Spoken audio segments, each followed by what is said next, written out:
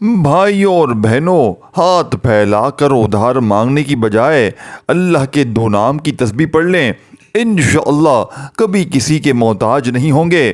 ناظرین، اللہ تعالیٰ نے انسان کو دنیا میں آزمائش کے لیے بھیجا ہے، اور ان آزمائشوں میں سے ایک آزمائش مال دولت کی کمی اور غربت بھی ہے، لیکن اسلام نے نہ صرف اس مسئلے کی حقیقت کو بیان کیا ہے بلکہ اس سے بچنے اور نجات پانے کے لیے بھی واضح اور مؤثر رہنمائی فراہم کی ہے۔ قرآن مجید اور احادیث نبیہ میں یعنی کہ محتاجی سے بچنے کے لیے کئی روحانی، عملی اور اخلاقی طریقے بیان کیے گئے ہیں جن پر عمل کر کے انسان دنیا میں عزت کے ساتھ زندگی گزار سکتا ہے اور آخرت میں سرخرو ہو سکتا ہے۔ ہمارا آج کا وظیفہ بھی غربت اور تنگ دستی میں ہاتھ پھیلا کر ادھار مانگنے کی بجائے اللہ تعالیٰ کے دو ناموں کی تسبیح پڑھنے کا وظیفہ ہے کہ جو اللہ تعالیٰ کے ان دو ناموں کی تسبیح پڑھ لیتا ہے، اللہ تعالیٰ اس کو کبھی کسی کا محتاج ہونے نہیں دیتا، اور جو اللہ تعالیٰ کے دیے ہوئے پر شکر کرتا ہے تو اللہ تعالیٰ اسے مزید عطا فرماتا ہے، اور جو صبر سے کام لیتا ہے اور ان وظائف کو، ان اعمال کو اپنی زندگی کا حصہ بنا لیتا ہے تو اللہ تعالیٰ اس کی محتاجی کو دور کرتے ہوئے اس کی ہر خواہش کو پورا کر دیتا ہے، اس کو مال و دولت الغرض وافر مقدار میں عطا کرتا ہے، اور اسے کسی کے آگے ہاتھ پھیلانے کی ضرورت نہیں پڑتی۔ بھائیوں اور بہنوں، تمام تعریفیں اور شکر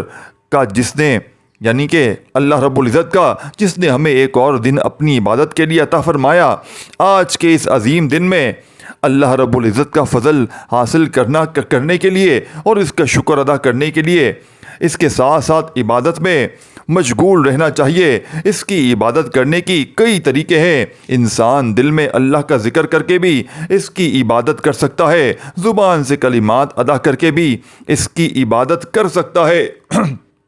نماز قرآن پڑھ کر بھی اس کی عبادت کر سکتا ہے، اللہ تعالیٰ کی مخلوق کی خدمت کر کے بھی اس کے فضل کا حقدار بن سکتا ہے، کیونکہ مخلوق خدا کی خدمت کرنا یا کسی بھوکے کو کھانا کھلانا بھی عبادت میں شمار ہوتا ہے۔ تو اللہ تعالیٰ کی مخلوق کی خدمت، اس کے ذکر اور اذکار، اس کے نام کی تسبیح کر کے اللہ کا قرب حاصل کرنے کی یعنی کہ حاصل کیا جائے تو ہمارا آج کا وظیفہ ایسا ہی ہے۔ اللہ تعالیٰ کی تسبیح کر کے اس کا فضل اور قرب حاصل کرنے کا بہت ہی بہترین وظیفہ ہے کہ اس کے ناموں کی تسبیح کو بتائے گئے طریقے کے مطابق پڑھنے سے انسان کی تمام مالی تنگ دستی، رزق کے حوالے سے پریشانیاں، تمام مصیبتیں، دکھ درد سب ختم ہو جاتا ہے۔ ناظرین محترم، انسان پر جو بھی مصیبتیں آتی ہیں، چاہے بیماری کی صورت میں ہو یا غربت کی شکل میں ہو، چاہے کاروباری پریشانی ہو یا خاندانی لڑائی ہو، بروں کا دکھ ہو، صدمہ ہو، ہر قسم کی مصیبت انسان کے اپنے گناہوں کی وجہ سے آتی ہے۔ اس لیے فوراً سچی توبہ کرتے ہوئے اللہ تعالیٰ سے ہمیں معافی مانگنی چاہیے، کیونکہ اللہ تعالیٰ توبہ کرنے والے سے محبت کرتا ہے اور توبہ کرنے والے کی پریشانیوں اور مصیبتوں کا ازالہ کر کے اسے خوشحال بنا دیتا ہے۔ ناظرین، انسان میں گناہوں اور غلطیوں کی جانب رغبت کا میلان بہت زیادہ موجود ہے۔ انسان کو نفس گناہوں میں مبتلا کرنے کی کوشش کرتا ہے، جس میں سلیم الفطرت انسان گناہ ہوتا ہے کہ وہ غلط کام یا ظلم و زیادتی کر رہا ہے، وہ رسول علیہ السلام کے طریقے کی مخالفت کر رہا ہے اور اللہ کے معرفین سے بغاوت کر کے اس کے قہر اور عذاب کو دعوت دے رہا ہے۔ یوں وہ اپنی دنیا اور آخرت دونوں کو تباہ برباد کر دیتا ہے، لیکن اس کے ساتھ شیطان کے وار، خواہشات کا غلبہ، گناہوں کی عارضی لذت، دنیا کی چکا چوند، جھوٹی اور کھوکھلی عزت کا نشاں یعنی کہ اس کو گناہوں کے ارتکاب کی طرف لے کر جاتا ہے۔ گناہ کے ارتکاب کے وقت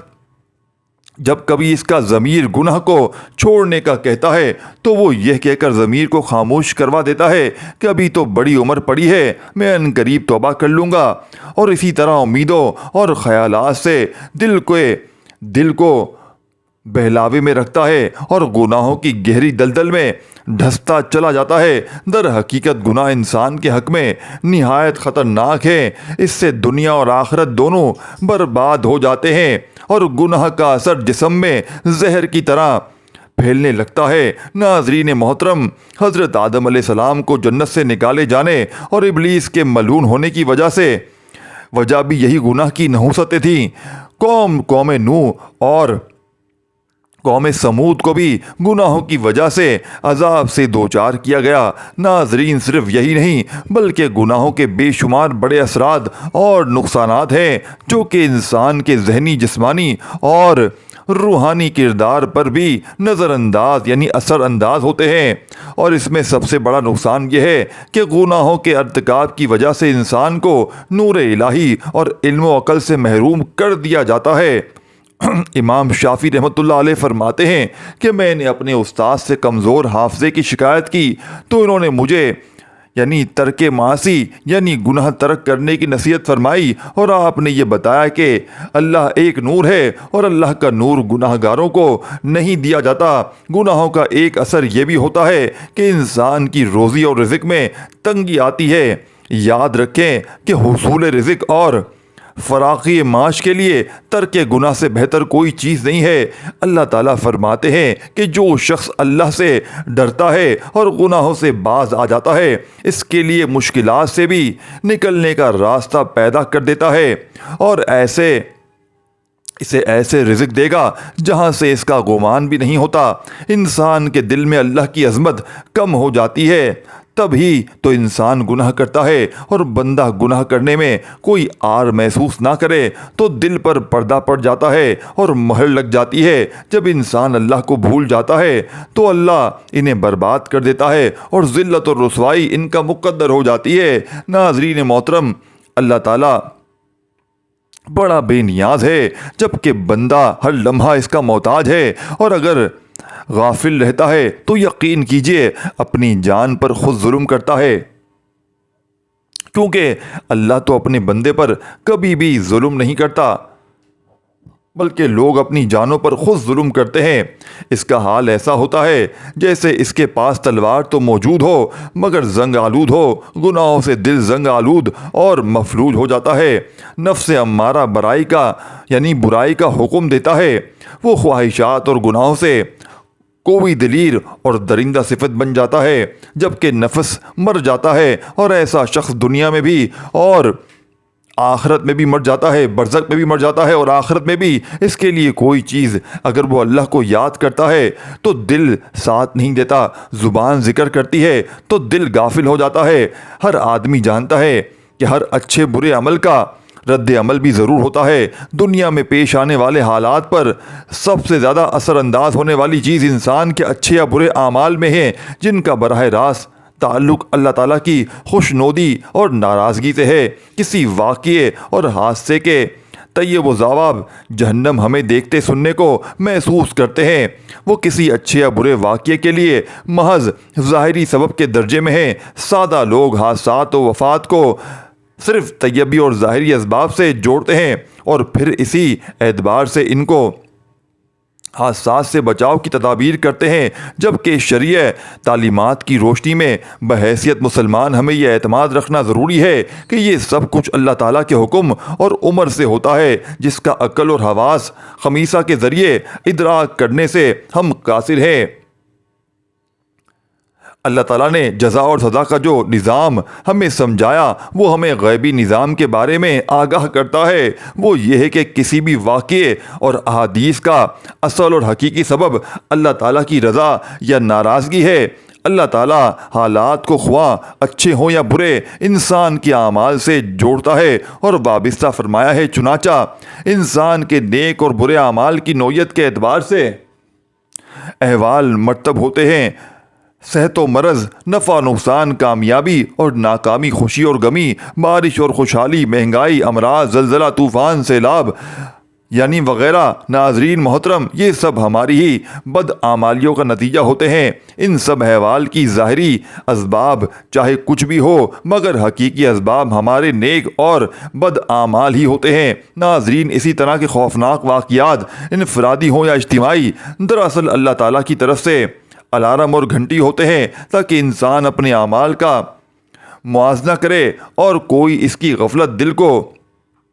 جنبش دینے میں کامیاب ہو جائے۔ جب بھی میں کہتا ہوں کہ اللہ تعالیٰ ہمارا حال دیکھ اور حکم ہوتا ہے، یعنی دیکھتا ہے اور حکم ہوتا ہے، اپنے نامۂ اعمال دیکھ، دنیا میں پیش اچھے اور برے واقعات سے حاصل ہونے والا انسانی تجربہ بھی اسی پر شاہد ہے کہ ہمارے سارے لوگ اور قوموں پر اللہ تعالیٰ کی نافرمانی کی وجہ سے دنیا میں ہی مختلف قسم کے عذاب آئے ہیں۔ مثلاً کوئی مسخ کر دیا گیا، کوئی زمین میں ڈھسا دیا گیا، کوئی دریا میں غرق کر دیا گیا، کوئی طوفان کی نظر ہوا۔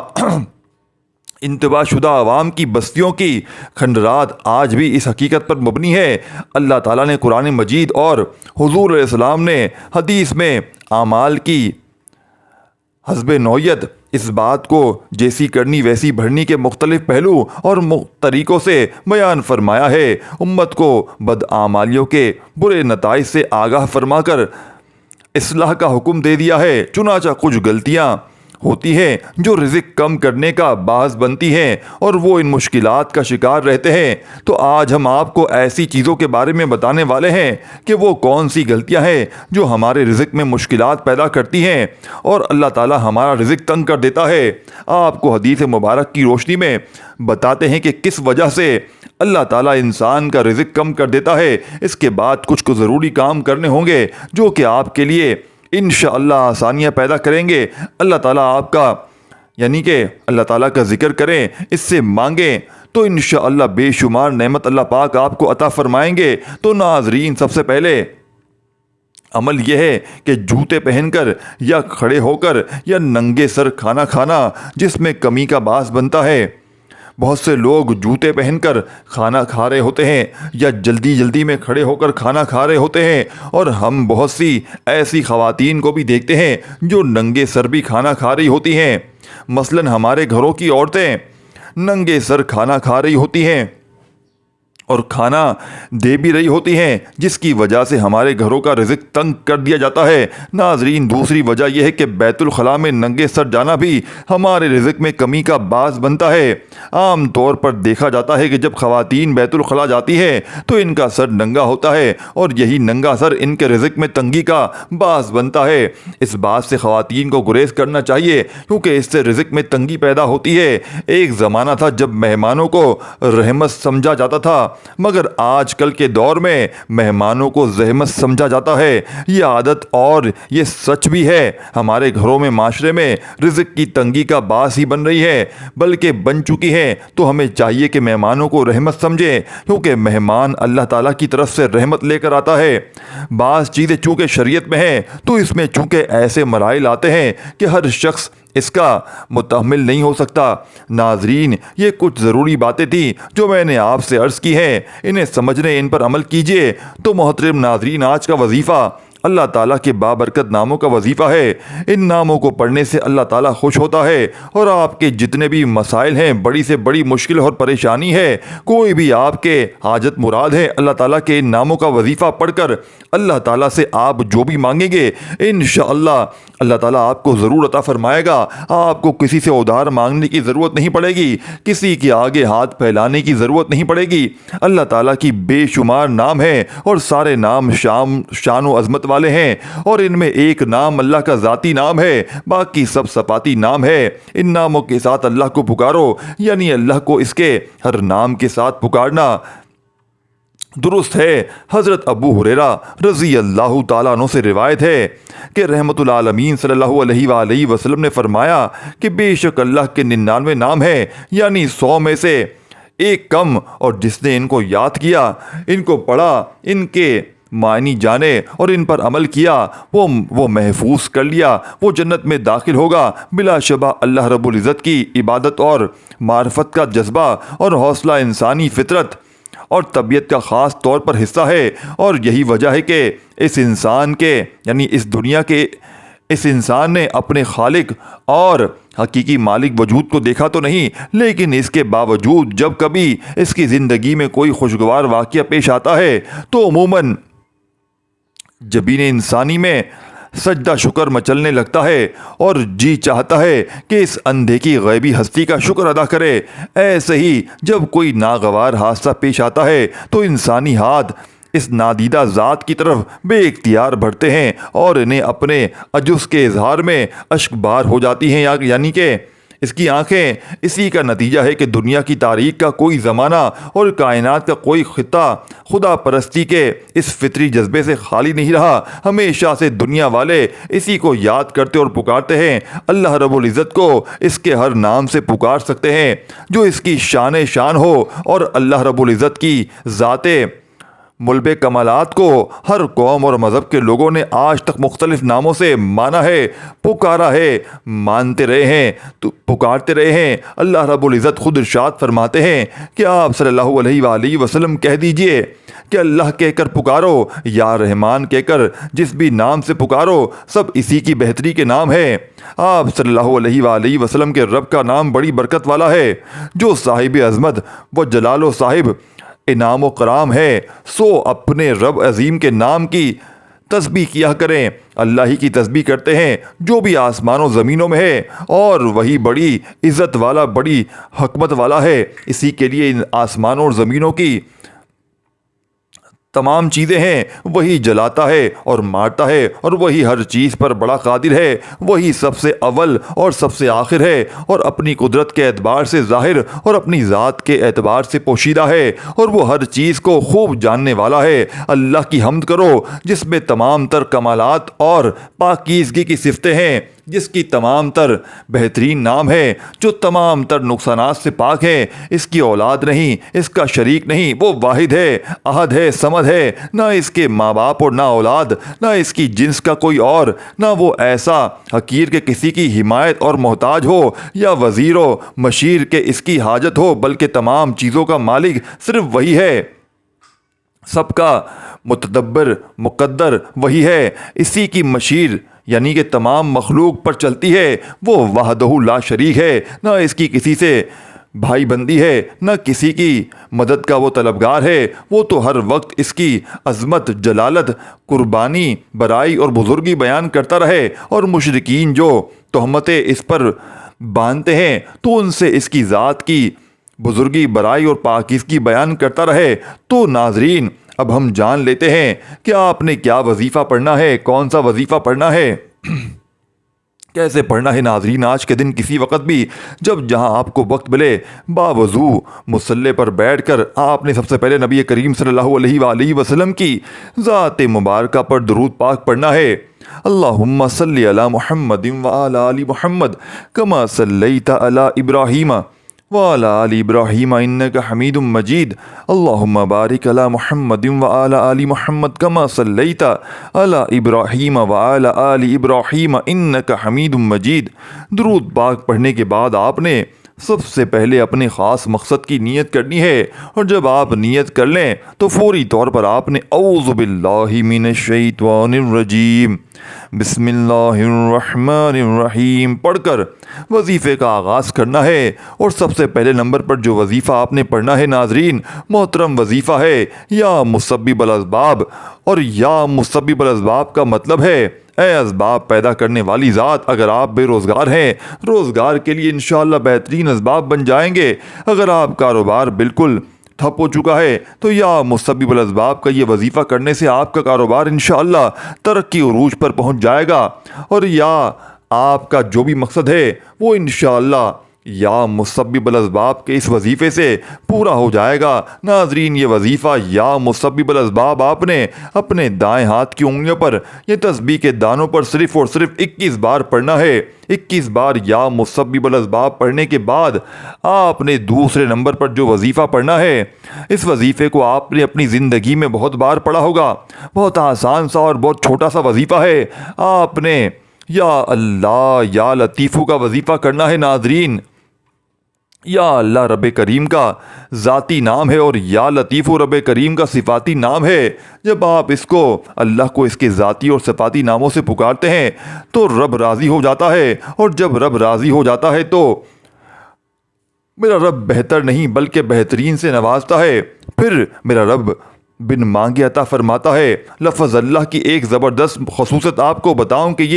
یہ قرآن کریم میں لفظ اللہ تقریباً 2940 مرتبہ آیا ہے، حتیٰ کہ یہ لفظ اللہ ہی کو اسم اعظم قرار دیا ہے، اور حضرت شیخ عبد القادر جیلانی رحمۃ اللہ علیہ فرماتے ہیں کہ اگر لفظ اللہ زبان سے اس حال میں ادا کیا جائے کہ دل میں اللہ تعالیٰ کے علاوہ کچھ نہ ہو، لفظ اللہ اسم اعظم ہے، اور لفظ اللہ ایسا بابرکت نام ہے کہ اگر خدا نخواستہ غفلت کے ساتھ بھی لیا جائے تو تب بھی ساتھ لینے کی کیا فضیلت ہوگی۔ اسی طرح یا لطیفو کو بھی اسم اعظم کہتے ہیں، اور اس کی لطافت یہ ہے کہ بعض اوقات بندہ یا رزاقو کرتا ہے تو اللہ تعالیٰ بندے کو رزق عطا فرماتا ہے، لیکن یا لطیفو کی طاقت یہ ہے کہ جو بندہ یا لطیفو پڑھتا ہے تو اللہ تعالیٰ آسانی کے ساتھ رزق عطا فرماتا ہے۔ یا لطیفو اللہ تعالیٰ کے خوبصورت ناموں میں سے ایک نام ہے، اور اس کا مطلب ہے نرم، اور ایک حدیث میں حضور نبی کریم صلی اللہ علیہ وآلہ وسلم نے فرمایا کہ اللہ نرم، اور وہ نرم کو وہ دیتا ہے جو سخت کو نہیں دیتا۔ اور یہ حدیث دوسروں کے ساتھ اللہ تعالیٰ کے ساتھ ہمارے معاملات میں نرمی کی اہمیت پر بھی ہے اور زور دیتی ہے۔ وہ ہمیں یہ بھی یاد دلاتی ہے کہ اللہ تعالیٰ کی صفت ہمیں اپنی زندگی میں نرمی پیدا کرنے کے لیے تحریک اور انوائی کا ذریعہ بھی بن جاتی ہے۔ ناظرین میرے محترم، بہت ہی مجرب اور آسان سا عمل ہے۔ اللہ تعالیٰ کے دو ناموں کی تسبیح آپ نے 100 مرتبہ پڑھنی ہے، یعنی کہ تسبیح مکمل پڑھنی ہے، اور جب 100 مرتبہ یہ دونوں ناموں کی تسبیح آپ پڑھ لیں تو آخر میں آپ نے 33 مرتبہ استغفر اللہ پڑھنا ہے۔ یہ بھی اگر آپ چاہیں تو دیکھیں ہاتھوں کی انگلیوں پر تسبیح کے دانوں پر پڑھ سکتے ہیں، یہ تسبیح کے دانوں پر گن کر پڑھ لیں، دن میں اپنے گناہوں سے ملامت کرتے ہوئے۔ دوستو بھائیو بہنوں، جس طریقے سے یہ عمل بتایا گیا ہے، تمام وظیفے آپ کو تفصیل سے ہر چیز بتائی گئی ہے، آپ نے اسی پر عمل کرنا ہے، اور جیسے یہ عمل کمپلیٹ ہو جائے دونوں ہاتھ دعا کے لیے اٹھا لیجئے گا، اپنی تمام حاجتوں کے لیے، مرادوں کے لیے، پریشانیوں کے لیے رو رو کر گڑ گڑا کر دعائیں مانگیے گا۔ اور جو میرے بہن بھائی واٹس ایپ پر مجھ سے رابطہ کرنا چاہتے ہیں، شروع کے ویڈیو میں نے اپنا نمبر بھی دے دیا ہے، مجھ سے ضرور رابطہ کیجیے گا، انشاءاللہ آپ کی بہترین رہنمائی کر دی جائے گی۔ اس ویڈیو کو شیئر، لائک اور کامنٹس میں اپنا نام ضرور لکھیے گا۔ آخر میں استغفار جب پڑھ لیں 33 بار تو اللہ پاک سے درود شریف پڑھنے کے بعد ہاتھ اٹھا کر جولی پھیلا کر مانگتے چلے جائیے گا۔ میرا یقین ہے آپ مانگ مانگ کر تھک جائیں گے، لیکن رب کے خزانوں میں کمی نہیں آئے گی۔ اپنا خیال رکھیے گا دوستو، اللہ حافظ۔